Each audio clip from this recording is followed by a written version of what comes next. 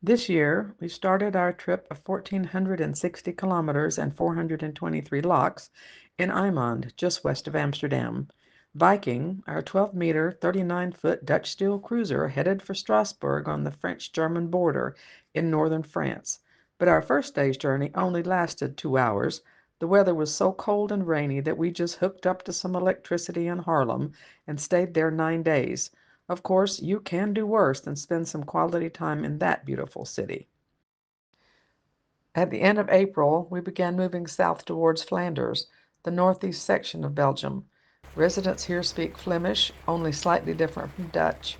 We spent a couple of days in the very pretty town of Leiden, whose university was established 450 years ago. The town has a very lively atmosphere, as more than 35,000 students live here.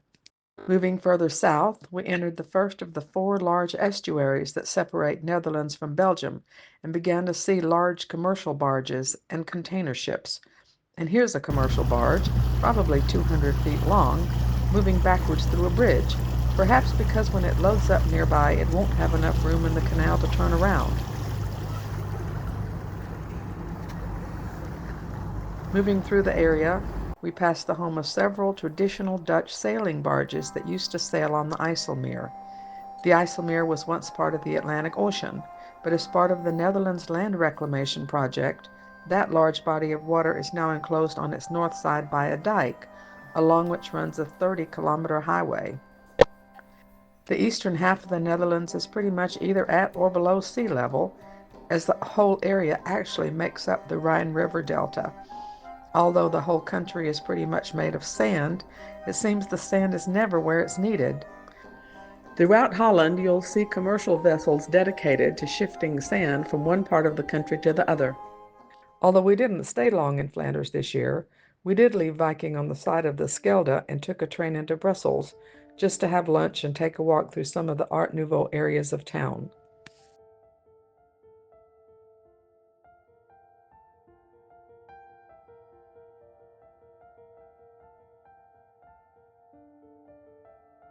Continuing south on the Schelde into the French-speaking part of Belgium, we entered the magnificent city of Tournai through its 13th century medieval gate.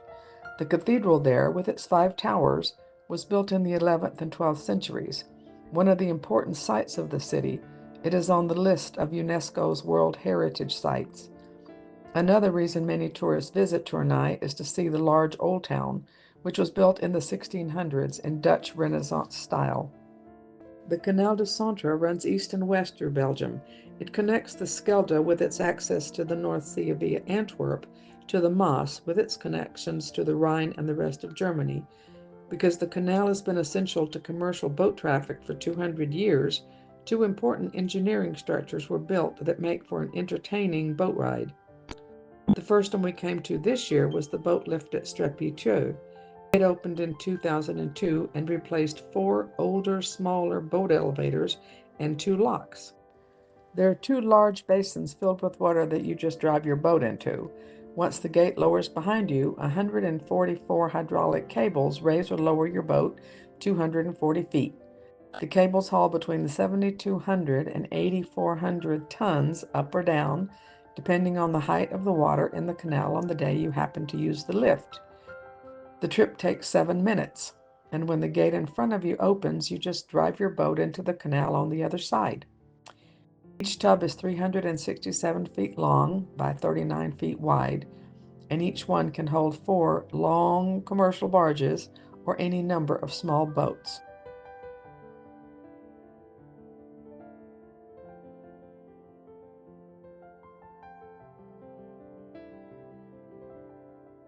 The second engineering marvel is at Ronquier, Belgium, and it connects the Canal de Centre to the canal that goes to Brussels.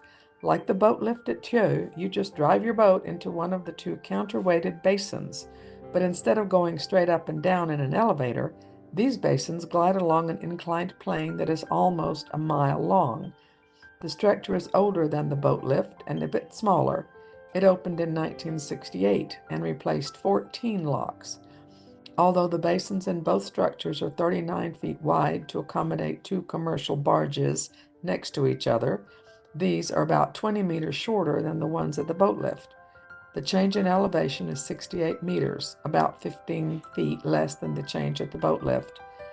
The trip takes 22 minutes, so you have plenty of time to get out of your boat, take photographs of the scenery or of the construction itself.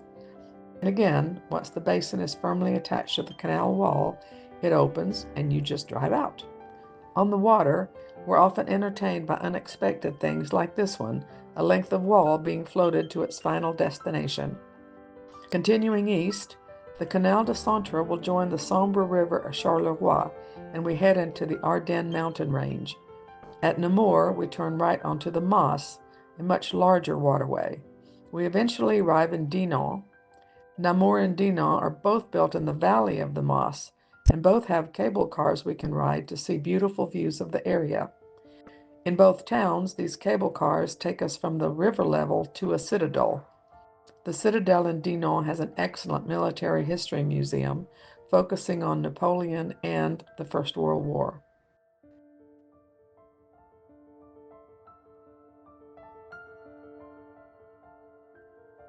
Dinan is also the home of Adolphe Sax, inventor of the saxophone. You can visit his home to learn more about his inventions and his life. One of our last stops before moving south to France was the Mardason War Memorial and the museum next to it that explains the Ardennes Offensive, known more commonly as the Battle of the Bulge. Located near the village of Bastogne, the monument was commissioned by the people of that village to remember the American soldiers who kept their town from being overrun by the Nazis during that offensive, the last major German offensive of that war. It began on December 16, 1944, and ended on January 25, 1945, during one of the coldest European winters on record. More than 76,000 American soldiers died.